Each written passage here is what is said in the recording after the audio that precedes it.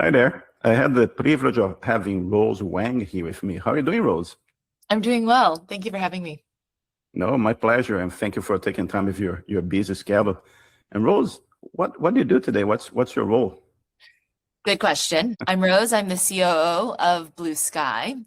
And what that means, because that can mean many different things, is that basically anything that's not directly engineering decisions are part of my purview.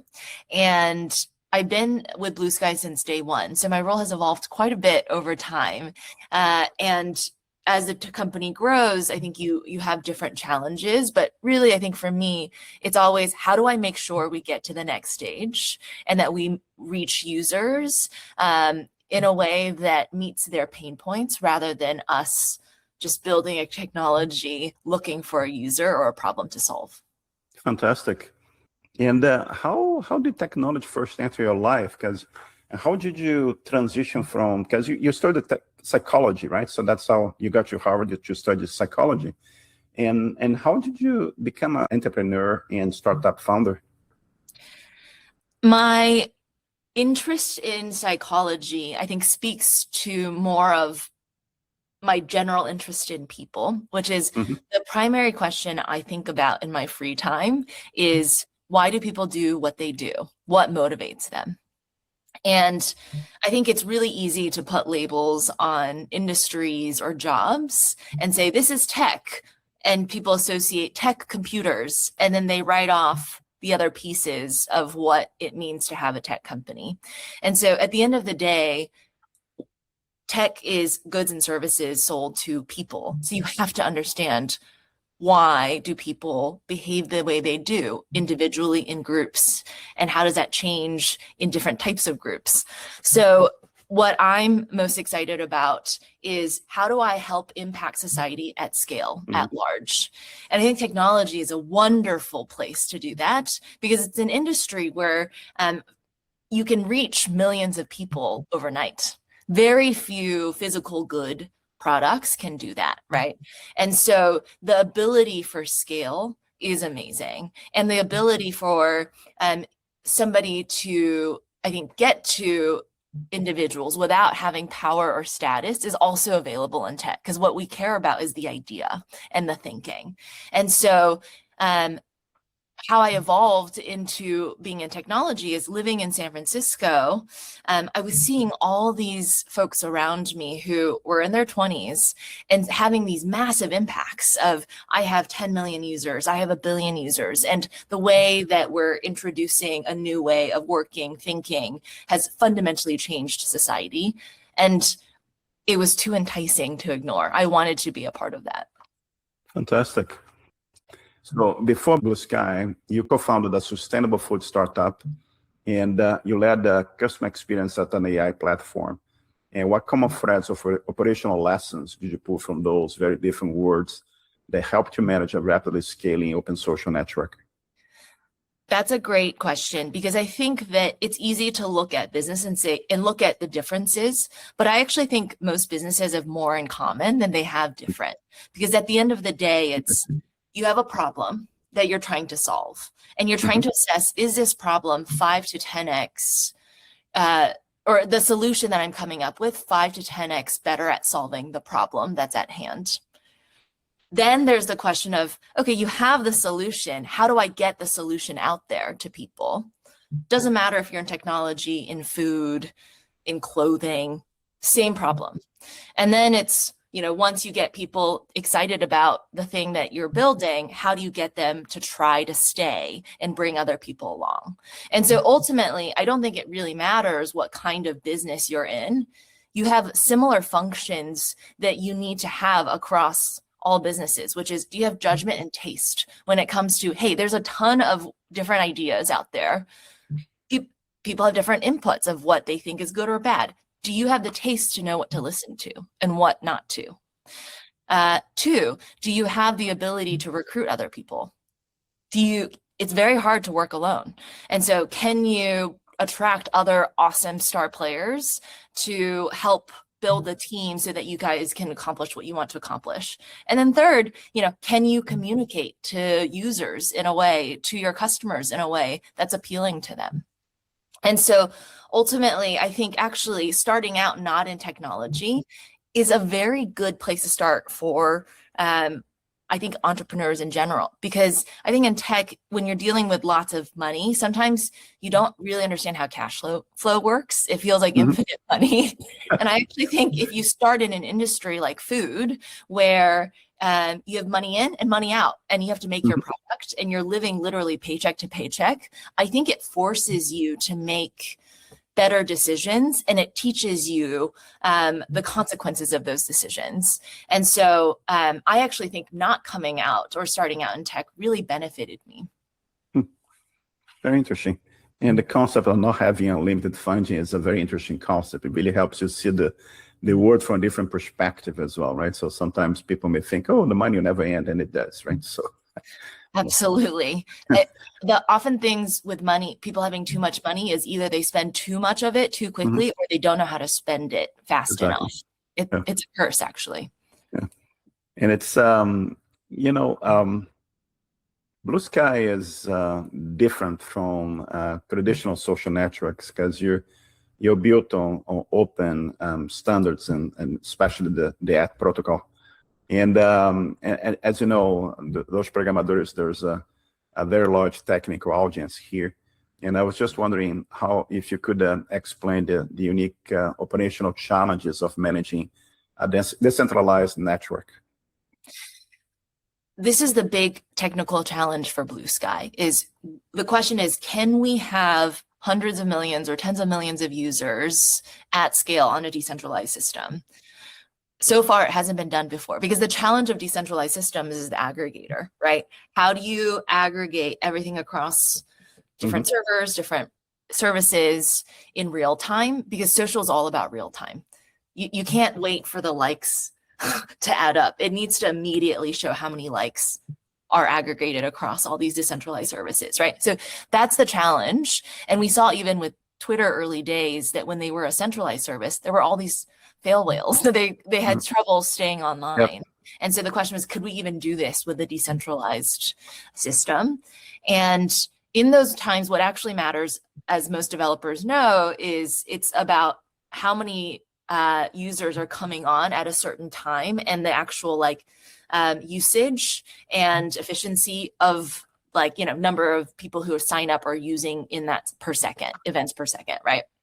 And I think what our team has done exceptionally well, and all of our code base is open source, so everyone can go and check that out on GitHub. But essentially, we figured out how to operate in a very lean way, where we actually never have had a fail whale. In fact, I think the longest downtime we've had maybe was one time, and it was less than a day. And so I think that in order for these systems to work well, you actually do need, I would say, centralized layers within decentralized layers. So that's within even systems themselves. We have aggregators, and then we also have individuals on the team who are architects and understand the whole system. And I think that's actually really important, especially when you're building, I think, completely new systems, is that almost like each person, right, is the historian. And so I think what we've been very lucky about is that the founding team has stayed with us and continued to help train new folks on the code base. It's a very small group as well, right? So I think you guys have close to 50 people or something like that. Am I correct? Yes, we're, as of today, I think less than 50. But when we were seeing some of the bigger waves of users coming over, I mean, we're talking about a couple million users coming over in a few hours to a day. How does the system stay online during that time? And those are times where we were 10 to 20 people. That's incredible, and that ties well with my next question. Such a small team and such a huge amount of users and experiencing growth all the time, right? So how does a small team keep the systems stable during those extreme traffic spikes? Yeah, at the end of the day, it's about prioritization. I think there's always a million things to do, and a few things you have to get right. I think this is generally a law that I've seen applied across all sorts of orgs and teams, no matter what size or scale. And I think what makes Bluesky a particularly interesting company is how pragmatic we are for the team of technologists. I think if you remember, there was many other protocols at the time. There was Farcaster, Noster, all these other services. And I think ultimately why Bluesky was able to win over mainstream users is we always kept that pragmatism in mind, whether that's from the design, the UI, UX, to even how the back end works. And so what I would say is for folks starting to build a business is that you often should only be thinking about how do I get to the next step. You should not be trying to build the perfect system if you had scale. I think that's actually like the advice I would give is we were very good at understanding what is the next step we have to get to enable the systems to get to where we are. And it also, yes, exactly. It's all about priorities. Yeah.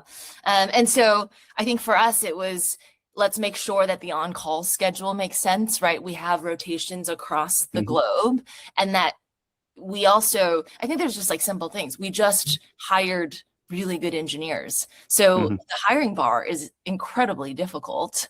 But then when you recruit in really senior engineers who can solve problems without direction, like that's the high priority bit to get right, right? And then everything else kind of, they can go learn their skills, et cetera, and set up the perfect systems. But I think that's the type of pragmatism I'm talking about. It's not just like, oh, what is the order in which I do tasks? It's actually like looking at the org building. What is the most important thing? Having the right person in the chair. Yeah. And talk about prioritization and decision-making processes and all that type of good business stuff. You know, a lot of companies are very data-driven, but considering your background in psychology, how much of your decision-making process relies on hard data versus understanding the human behavior and team dynamics? And do you use any specific decision-making frameworks, or how do you approach decision-making? I guess it's the question here. Decision-making is one of the most important things to get right at a company. In fact, oftentimes they say that for leadership, it's not even always getting the decision right, but making a decision, watching how the market responds and quickly iterating, that matters more than making the perfect decision, but waiting too long. And what I would say in terms of how to think through like what a good decision is and how that framework should work. One, I think most people spend too much time on the problem, or sorry, on the solution and not enough time on the problem. This is where I see most things going wrong, is that people are very good at coming up with plans of what to do, but often the plan doesn't fit the problem. And so it's something like they spend 20% of their time on the problem and 80% of the time on the solution. That needs to flip. 80% of the time on the problem. If you can get the problem statement into one sentence super clear, and that the person who's experiencing that problem can say that resonates with them, that is exactly what they mean, that's when you know you've gotten to the end of the problem piece. Then it's about, once you are clear on the problem, I think actually solving it is quite easy. So that's number one. I think two, in terms of how do you make sure that you are using data? Data is a piece of the puzzle. And also you can look at data in so many different ways where you can actually make the data say whatever you want, depending on what narrative you want to tell. I think that's the challenge with data. And so data cannot exist in its own. It needs to exist with a culture that's truth-seeking. So that's, I think, one, you have to set that foundation of there is ability for safety so that people can be wrong, and that for things not to work. But that gives the ability for people to really dig in to understand what is the truth and what are the problems that are solving and what is the data really telling us.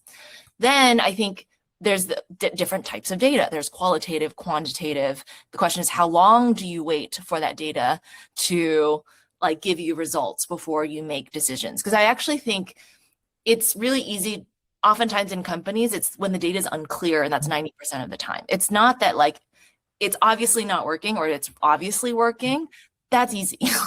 It's all the in-between stuff that's hard. And so this is where the taste and getting in with the qualitative really matters. And then at the end of the day, it's about figuring out who you're speaking to. And so at the end of the day, audience comes first. You can't solve everyone's problems. Figure out whose problems you can solve 10x and just focus on them. And then I think you can grow from there. Fantastic. And talking about data, we're the age of companies using data for training AI models and all that type of good stuff. And how do you feel? We have seen pushback against major platforms are using creator data to train proprietary AI models. And what's Bluesky perspective on data privacy, and how do you protect user data from aggressive AI scraping? Yeah, this is one of the biggest questions we're trying to solve in the AI world right now. And Bluesky firmly sits on the side of user choice. It should be consent-based and based on what the user wants. And what Bluesky is quite inspired by is the open web, how the websites work on the web, which is essentially developers can, write out whether they want their content to be scraped or not. And most search engines will respect that consent.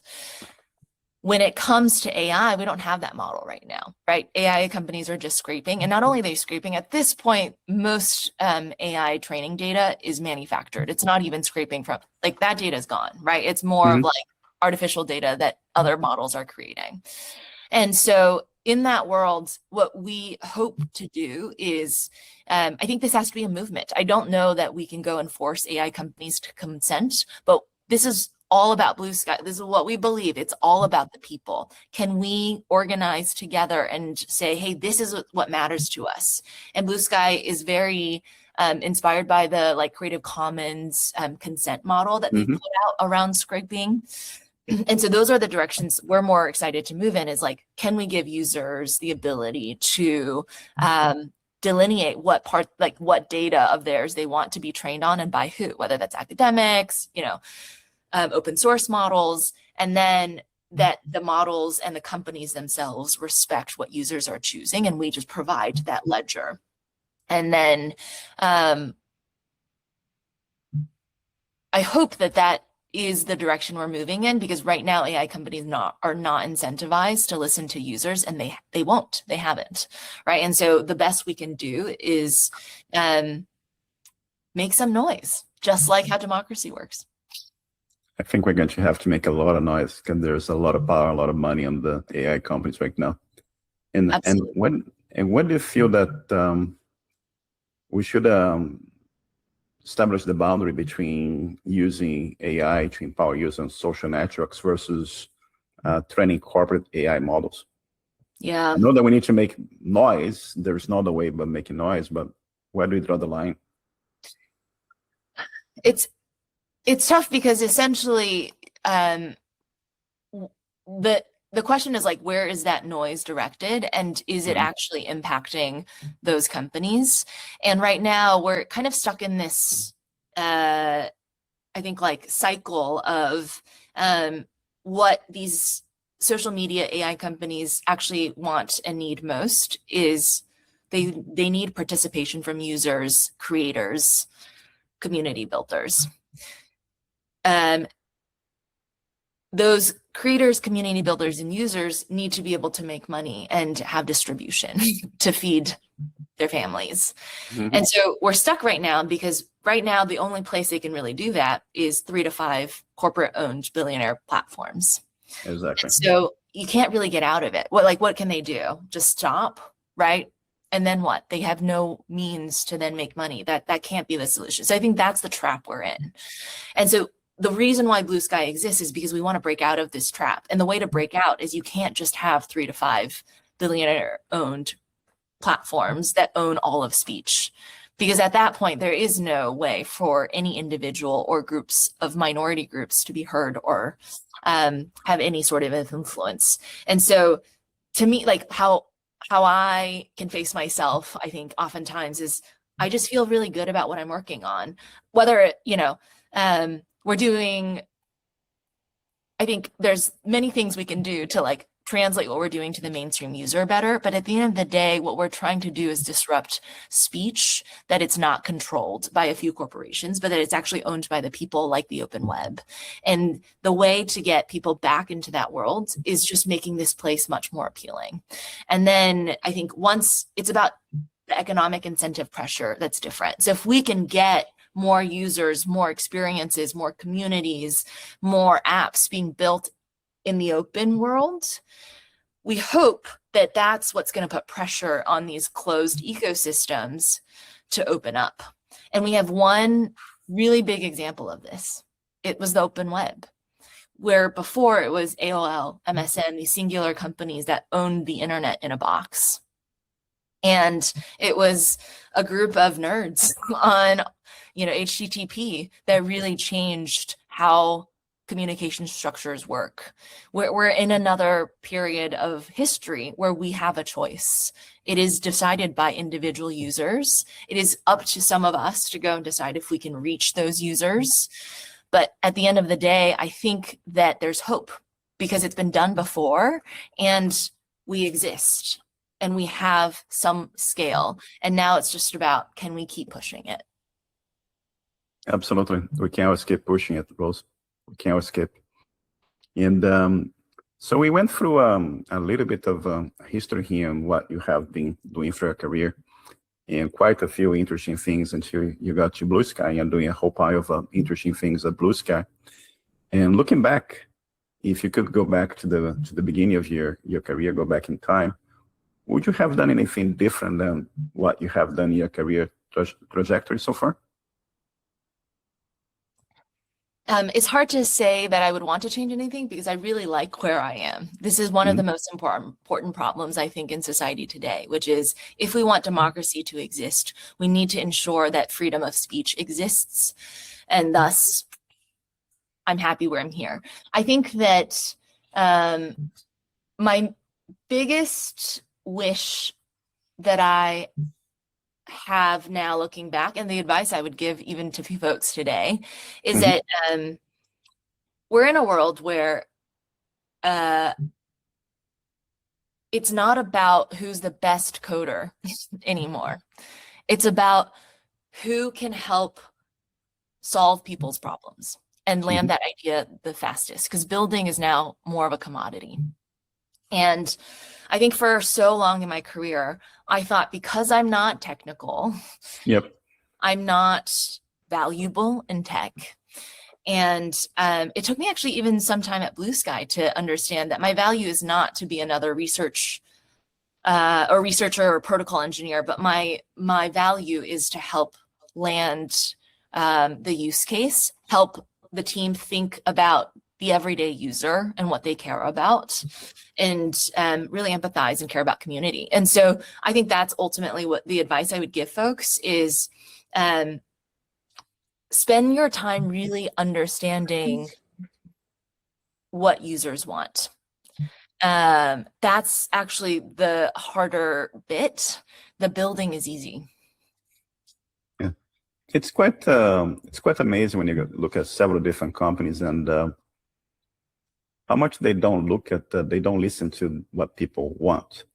It's kind of interesting from that perspective, but in your case, I think you're absolutely correct.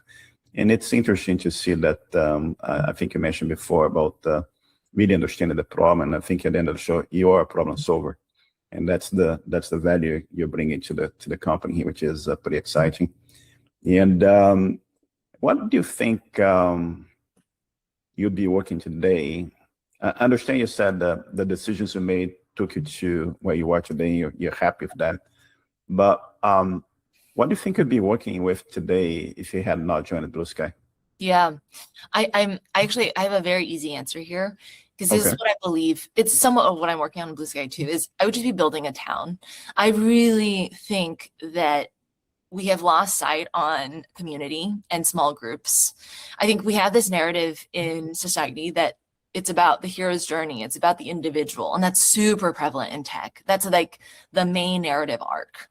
And I think that that's actually where we go wrong, is that it's not about the one individual. It's actually, if you look at what actually happened, that's not the story. The story is it was a team. It was a small group that made it happen. And we need to rebuild the, I think, like civil society infrastructure of like trust, like meeting each other, like trying out new ways of childcare that like we can all rely on. And so Bluesky in some ways is that, because it's just an online society and we're building towards communities, but it's another world. And my hope for humanity is the togetherness that we can have. And this like fighting and trying to shout each other down, I think is not what social was meant to do. I think that was just the incentives of advertising that pushed us there. And what we're hoping to show is that actually this is not the like last page of what online society should look at. Like, I think we're just in medieval times. I think we just need to bring democratic society. We need infrastructure. We need like, you know, philosophy, culture, and then new roles. People should be more than just posters and lurkers. All of that should change, and we can just build in the infrastructure and the incentives for that new society to take place. And that's what we're building towards. I think somehow you answer my next question as well, because I was going to ask you, what do you have in mind for yourself for the next 5 to 10 years in terms of life and career? And I think if the answer for that question is you're going to be helping us build what you just described, right? So that community integration to take us out of the medieval times, like you described, to a more collaborative kind of a social, really, network that's going to push things forward. Like you mentioned the web, push things forward. And right now we're kind of in a box controlled by a few people, but there's hope. And if we make noise together, and if we're able to work on the things you're talking about, we can have a better future. Did I answer that question well for you, or I did not? Absolutely. And I can't wait for this recording to come out, because I will just repeat what you said over and over again. That's great to hear. And you know, look at Bluesky, I look at the exciting things you guys are doing together, and with Eduardo, who recommended me to talk to Josh, and Josh took me to you. And the great things I'm seeing you guys building, and the social network that's growing, the collaboration. And like I mentioned to you, as programadores, the community that we have, we're trying to get people to get into tech, and tech being how tech has transformed so many lives for history, right? So we want to see more people having that opportunity of using tech to help themselves on their lives. And there's a group on Telegram with 4,000 people there, and I'm looking forward to Bluesky having one day a group functionality there that we can use as well. But what kind of thoughts and advice would you have for software developers that want to potentially move into a leadership role like you did, and start their own tech ventures and move forward with the ideas? What would you recommend to those people?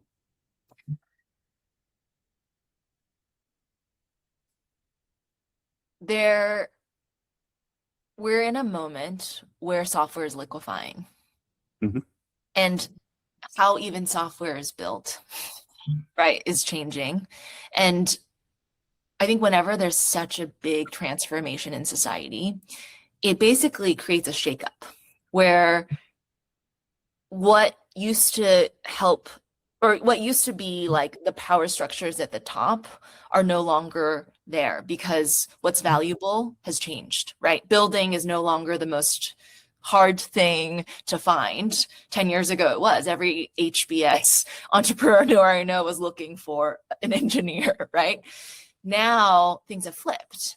And so what I would ask everyone to do is take a moment and just pause. It's so easy to just keep doing, because that's like what we're trained to do, as to feel better about control over our lives. But I actually think if you just take a moment to pause and think about, what is the world going to look like from your own point of view? And what are your particular skill sets that can be, I think, matched to this new world, and how to reinvest? That's what I would say. Have you heard of the Japanese concept of ikigai? It's like, what are you good at? What the world needs. They got the Venn diagram. I love that framework. I think everyone should take a pause and just look at, hey, where's the world moving? And take a real good look at themselves. What do I have to bring to the table? Because I think if you keep looking at the world from the lens that we're in today, you're going to miss what you can maybe bring to the future. That's fantastic. And it's kind of interesting how AI has somehow given a whole bunch of people an opportunity to rethink things, right? So there's an opportunity for you to do something different. And yeah, so it's there's pluses and minuses like everything else, right? So, and Rose, being so busy as you are, and so many commitments and people asking for podcast interviews to consume your time and everything else, how do you what do you do when you're not in front of a computer? How do you unwind, and how do you try to have not that you don't have fun doing what you're doing, but how do you go into a different happy place that helps you calm down and re-energize when you need to? Yeah. I love this question. And I would actually like to give an answer of, the answer is actually, I think everybody unwinds differently. And I'll talk about how I unwind, but I think it's actually really important that everyone unwinds the way that they do and allows themselves to do so. I think that's actually the biggest thing I see across my team, especially among senior execs, is that there's this like reluctance to stop, or a reluctance to touch grass, because there's always more to do, and you feel like you're in for the rat race. And people also sometimes feel judged from the way they relax. They like to read romantasy, they like to watch reality TV, whatever it is. I think it's actually really important that you just allow yourself to do that and give yourself permission. For me, I am an extrovert. It was actually a joke that I was the extrovert of the team. And so I'd have to take all the meetings because they're like, come on, you got this. We can't do it. And so actually, like, what that means for me is I get more energy from other people. And it's actually really important for me to have people in my life who don't know what I do for work or don't care. And I spend a lot of time with them outside of work because it allows me to be a different version of myself. And so yeah, an extrovert, that means I can book a next interview at some point in time, hopefully. Absolutely. This has been really fun. I would love to. And that's great. So that's a good advice for everybody here. And talking about recommendations and ideas, do you have any book or any video or anything that you want to recommend in terms of where's the best place for people to learn about the AT protocol and distributed social networks, and how they can learn more, and how potentially they can help contribute to something that's going to help the future that you described to us during this interview here? Thank you so much, Marcelo. And for anyone interested in this big open social world we're building, you can go visit us at atproto.com, atproto.com. You can also download the Bluesky app. We're in every app store, where you also have a web app, and you immediately can talk to 45 million users across the world. And I would say ultimately, the point of Bluesky is that we're open and a part of the open web. So if you want to find anything about us, all you have to do is Google us, because everything is at your fingertips. Fantastic. It's open source. So that's great stuff. Exactly. And so we have been here for almost an hour. I want to be respectful of your time as well, because I know you have multiple commitments. Is there a question that I did not ask today that you wish I had asked? Oh, that's a really good question. I think I know we can be here talking forever because we have tons of materials to talk about, but I need to respect your time as well. No, I appreciate that. I think that the last thing, people don't tend to ask this, and so maybe I'll give you the answer, but for decentralized systems and in general, like the products you build, they look like the team that's building it. And I think this is something that often people don't talk about, is that you give a piece of who you are, your heart, in the product that you build. And it's actually very apparent to everyone else where that comes from. And what I encourage is actually people spending the time in like finding the right partners, collaborators, and if the it's all about the working relationship.